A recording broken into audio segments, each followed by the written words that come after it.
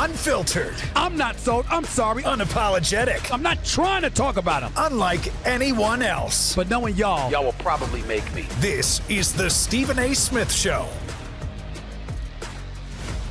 What's up, everybody? Welcome to the latest edition of the Stephen A. Smith Show, coming at you as I love to do over the airwaves of SiriusXM, Mad Dog Sports Radio, every weekday afternoon from 1 p.m. to 3 p.m.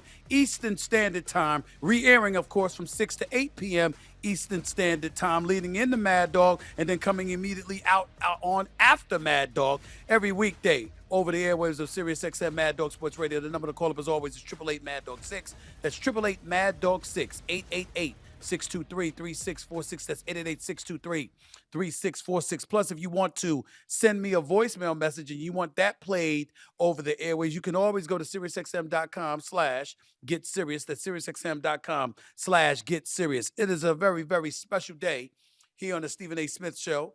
On Mad Dog Sports Radio. It's not just because I got a great Monday night football game to touch on. It's not just because I have a couple of other poignant, riveting stories to touch on in the National Football League, in college football as well. It's not just because I'm going to be talking about my New York Knicks at some point during today's show. It's also because my little bro is coming in the house.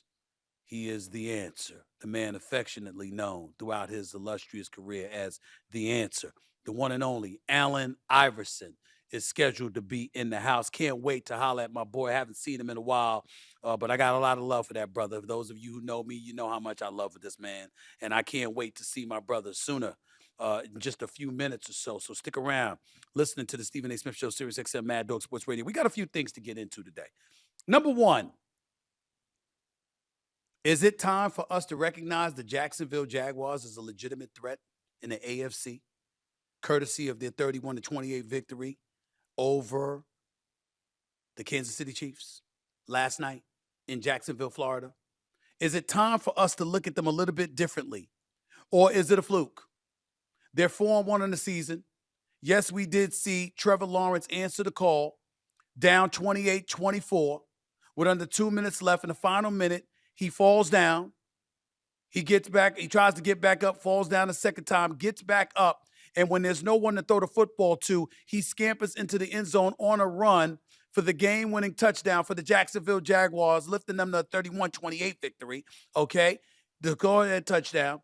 And look at his numbers for the evening. 18-25, 221 yards passing, a TD, an interception, ran the ball for 50 yards. Wasn't Mahomes, who went 29 for 41 for 318 yards with a pass TD and an interception, rushing for 60 yards. But Trevor Lawrence had 2 touchdown runs. Patrick Mahomes had 1. I'm not that concerned about the Kansas City Chiefs. Maybe I should be.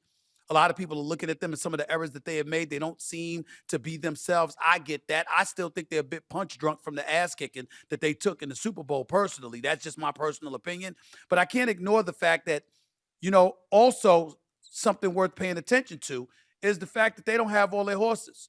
Once they get Rashee Rice back, their outstanding wide receiver, who was suspended for the first 6 games of this season after being involved in a car accident and what have you, and being punished for that by the National Football League. Do y'all understand that Rashee Rice, Hollywood Brown, Xavier Worthy, Travis Kelce, do y'all realize that since all of them have been teammates in 2024, since 2024, they haven't played one game on the football field together?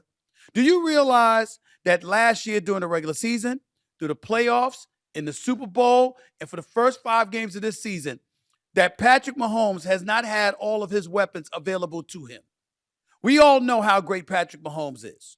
We all know what he brings to the table. But you got to give him his weapons. And if the weapons ain't there, what the hell do you expect from him? So we got to look at it from that standpoint. But as it pertains to the Jacksonville Jaguars, let's just be real about something here.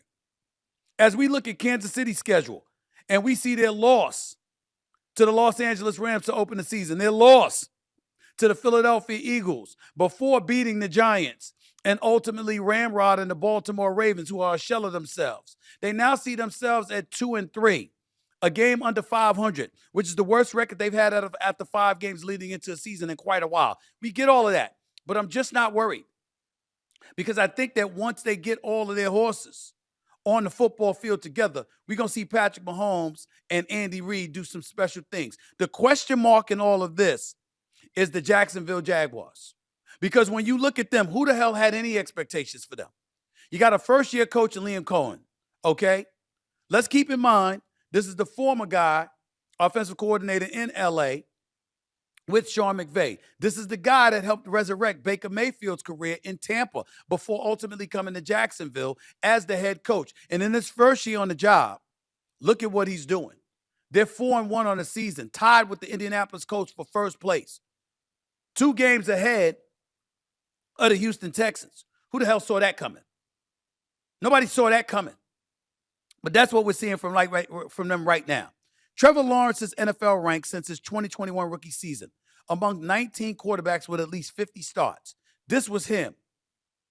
Winning percentage, tied for worst in the National Football League. Dead last in passer rating, pass yards per attempt, completion percentage, and touchdown percentage. Excuse me. That's who we're talking about when we're talking about Trevor Lawrence, who's a legit 6'6", with a rifle of an arm, with some athleticism, with a stellar career at the University of Clemson. And sure enough, he gets into the NFL, and we had high expectations. And we thought he was on his way because we looked at the Los Angeles Chargers a few years back, having a 27-0 lead at halftime in a playoff game in Jacksonville, with Trevor Lawrence throwing about 4 or 5 interceptions in the first half, and saw him come back from that and beat the Chargers. And the next thing we know, we said, hell, what the hell's going on here? Trevor Lawrence is going to be special. Damn, we got to keep our eyes on this. And ever since then, the nose dived. He's 1-1 in his playoff career. It's the only time he ever made the playoffs in his 5-year career. And we're wondering, was it a mistake to rely on him as the number one guy? Was it a mistake to pay him $55 million? But that's not what we're seeing. And we're seeing ETN running the football. We're seeing a cat like Thomas catching a dime from Trevor Lawrence last night. But we also saw a slew of mistakes, as we have seen from Trevor Lawrence this year. So it's up and down, up and down, up and down. Can you trust him? The answer may be no. But you can look at him and you can have aspirations because you know he has the athleticism and the ability to get it done. And so when you look at it from that standpoint, I got to say, give the man props. And now we got to look at the AFC, and we got to look at the AFC totally differently. Even though Buffalo lost to New England, you still see them having supremacy within the AFC East. But in the same breath, New England's coming, because I'm looking at Drake May and I'm saying, damn, the brother can play. He ain't no Tom Brady, but who's to say he won't be? Because as you look at Drake May, I mean, the guy is impressive and clearly a young leader that the players trust and are willing to rely upon. You got that going on in the AFC East, so Buffalo might have some competition. It damn sure ain't with the New York Jets and the Miami Dolphins. We get that part. But the New England Patriots and the Buffalo Bills, New England beating them Sunday has made things very, very interesting in the AFC East. In the AFC North, the Baltimore Ravens look horrible. Their defense sucks. But in the same breath, they've got a plethora of injuries. What does it matter, BK, whether it's Hamilton or whomever? They got a slew of injuries. So you're looking at them and you're saying, damn, what's going to go on with them? They're 1-4, but still, it's not like they can't catch the Pittsburgh Steelers, because when you look at the Pittsburgh Steelers, there's at least 2 or 3 games they'll just give away. And we got to remember that over the last couple of seasons, the Steelers went the last 4 or 5 weeks without winning a damn game. And so if you look at it from that standpoint, this season is far from over in the AFC North, especially once Lamar Jackson gets back. You got to look at that. Then you got to wonder about Cleveland, who you can't count out, because if they get anything offensively, you know their defense is all world. We probably gave up on Cincinnati because without Joe Burrow, they just can't seem to do anything right. And that ain't Jamar Chase's fault, by the way, because that brother can ball. It ain't him. It's about Browning not being the answer. It's about their defense being trash. And it's about them that's not being good enough. And it's about Zach Taylor probably be looking for a job next season. So you got that going on in the AFC North. In the AFC South, it was supposed to be about Houston. But had they not run in to Baltimore, who the hell knows what their record would be? Because they looked like they could do nothing offensively. And we once fantasized about C.J. Stroud being the dude in the AFC South. But lo and behold, look at Trevor Lawrence and look at Daniel Jones. And by the way, just in case you missed it, Daniel Jones is a league MVP candidate. Daniel Jones, the former New York Giant, who couldn't help but trip over himself. That was what he was famous for. On a breakaway run in Philadelphia when he was running for a touchdown, nobody within 20 yards of him tripped over his own damn feet and couldn't get into the end zone. That Daniel Jones, that former number 6 overall pick that couldn't get right in his career, suddenly is in Indy, completing better than 71% of his passes, only throwing 2 interceptions on the season. The Indianapolis Colts are atop the AFC South, tied with the Jacksonville Jaguars, courtesy of Trevor Lawrence, Travis Hunter, Brian Thomas, ETN out of the backfield, and a defense that ain't trash. I'm just looking at it right now. It's getting very interesting. And then in the AFC West, because Kansas City is struggling, we got a situation right now where looking at them, taking them into consideration, I'm saying to myself, it was supposed to be the Chargers a couple of weeks ago. But now they've come crashing down to earth with a couple of losses. I mean, not only did they lose to the New York Giants with a rookie quarterback, Jackson Dart, in the house, even after losing Neighbors, your elite wide receiver, but then they turn around and they go up against Washington and they get spanked on their own home turf.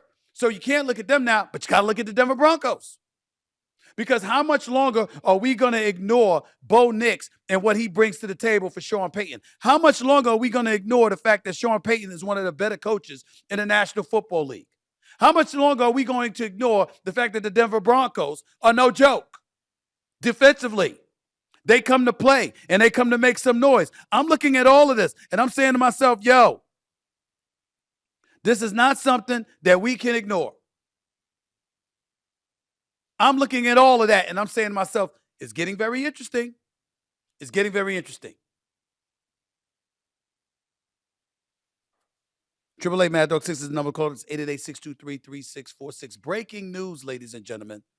The Cincinnati Bengals have just traded with the Cleveland Browns to acquire Joe Flacco. That's what just happened. Breaking news, the Cleveland Browns have just traded Joe Flacco to the Cincinnati Bengals. Ladies and gentlemen, that has Dylan Gabriel, who didn't play that badly this past weekend, as your QB1 with, logically speaking, Shedeur Sanders moving up as your QB2. It's getting very interesting. Now, I don't know if y'all know the news, if y'all saw the news. Damian Lillard, Dame Dollar, formerly of the Portland Trail Blazers, then went to the Milwaukee Bucks, tore his Achilles, was out, got injured in the play. It's going to be out this entire year, but is back in Portland where he belongs, where he loves to be, loves it out there. Damian Lillard's from Oakland, California, and that makes him a Raiders fan.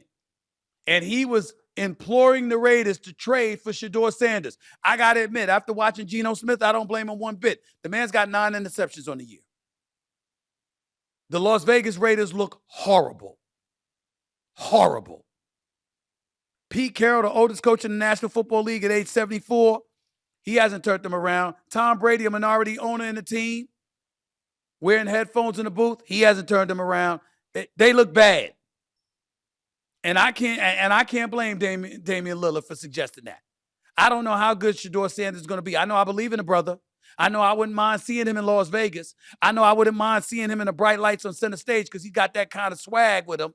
I definitely feel that way. But I'm here to tell you right now, when I look at it and I look at him, I got to tell you something. I don't mind that suggestion at all.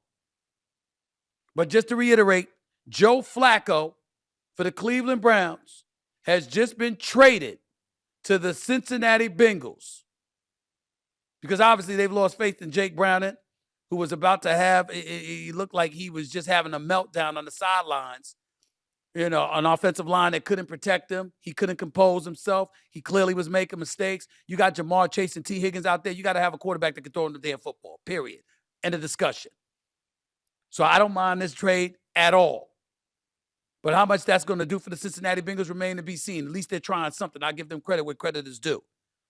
But maybe, what are you going to do if you are Zach Taylor? Are you going to put Joe Flacco in the shotgun position, put him out there as target practice for opposing defensive linemen and linebackers coming at his way, with that offensive line. I don't know how wise that is. We shall see. 888 Mad Dog 6 is the number to call up. That's 888-623-3646. You're listening live to the Stephen A. Smith Show, Sirius XM, Mad Dog Sports Radio. One other thing I want to get to before we went to break, because I thought this was important to bring up. I don't know if y'all saw DeMarcado for the Arizona Cardinals running into the end zone, a breakaway 72-yard touchdown run, but let go of the football before he crossed the goal line. And then you saw him on the sideline, and the coach, Gannon, got in his face. Obviously was getting in his ass over making such a horrible self-inflicted error. And then after he did that, he hit him in the chest or the shoulders. Well, Gannon apologized to DeMarcado for the sideline spat, talking to the media, saying that it was something that he regretted.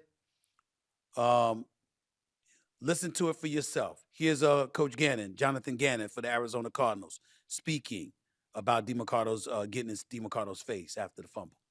I woke up this morning and didn't feel great about it, honestly. And so in the team meeting, I addressed it. I apologized to Omari, apologized to the team. And I just told him I kind of let the moment of what happened get the better of me there. Props to Coach Gannon for apologizing. All of us make mistakes. None of us are flawless.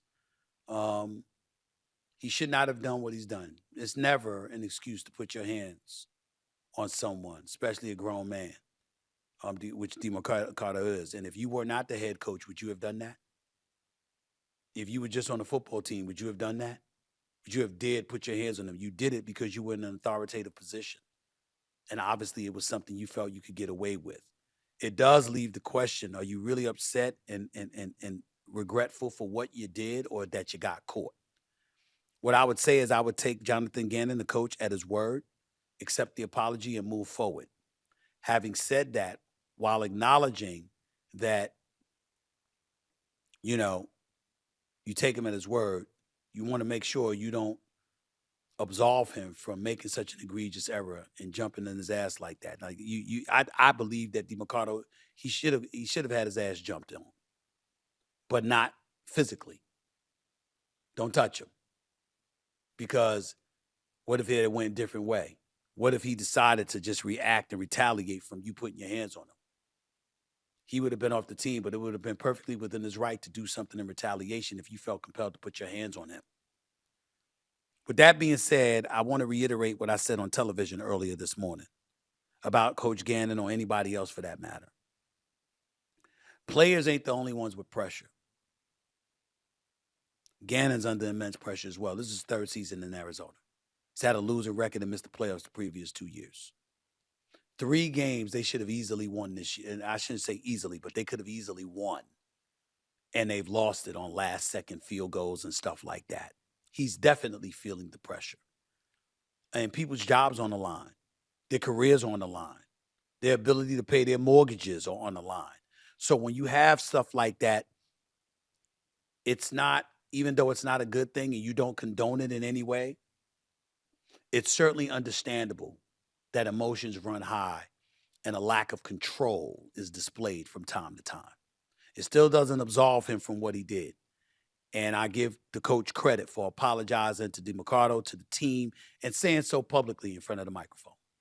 Because I can't stand when people do stuff publicly, but then they want to apologize in private.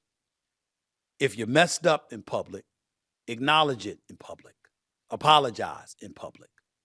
Do that, and it's all good. And I think Coach Gannon did that. So I think we can move on from there. He recognizes it wasn't a wise thing to do, and he apologized, and we should all accept the apology and move forward, because we can understand that was an egregious error by DeMarcado. Amari DeMarcado, I mean, I'm sick and tired of these cats so starving for adulation, notoriety, and et cetera, that, what the goal is to cross the goal line. Hold on to the damn ball. Hold on to the damn ball. You don't make that kind of mistake. And it's happened on several occasions this season alone. To me personally, if I was Coach Gannon, that brother would still be running suicides. I'd make sure he threw up. And then after he threw up, I'd have him running more suicides. You understand? I'd give him the requisite water breaks and stuff like that, but he'd be tortured. You're going to make sure, you got to hold the football too. You understand? I don't give a damn if you're going to the toilet, if you're doing sit-ups. I don't give a damn what you're doing. You're going to hold on to that damn football for as long as you possibly can. You're going to know better than making that mistake again. That would be me. Same thing would have applied to Mitchell for the Indianapolis Colts, how he messed up the week before. That's all I got to say about that. 888 Mad Dog 6 is always the number to call up. It's 888-623-3646. You're listening live to the Stephen A. Smith Show, SiriusXM Mad Dog Sports Radio. Remember, you could also send in your voicemail messages at SiriusXM.com/GetSerious. That's SiriusXM.com/GetSerious to leave your voicemail messages as well. There's a lot to get into, some baseball stuff to get into. The Dodgers are rolling. Got to get into it with them. Definitely talk about some things with that. What the hell is going on with the Phillies? Of course, I'm going to talk to my man, The Answer, the one and only Allen Iverson. He's coming up on the show as well, along with another special guest as well. So we'll be talking about that in hour number 2 as well. Allen Iverson before that, of course. And I'm going to get into this kid, Kyron Lacey, formerly of LSU, killed himself after he was arrested, involving, when he was arrested involving the car accident, what have you. I'll explain that story because my colleague at ESPN, Ryan Clark, was incredibly passionate in what he had to say about that young man. And he would know because he knew the young man personally. Because obviously Ryan Clark played at LSU and so did Kyron Lacey. I'll touch on all of that and then some as the show progresses today. You are listening live to the Stephen A. Smith Show, SiriusXM Mad Dog Sports Radio. Back with your calls, your voicemails, and more in a minute.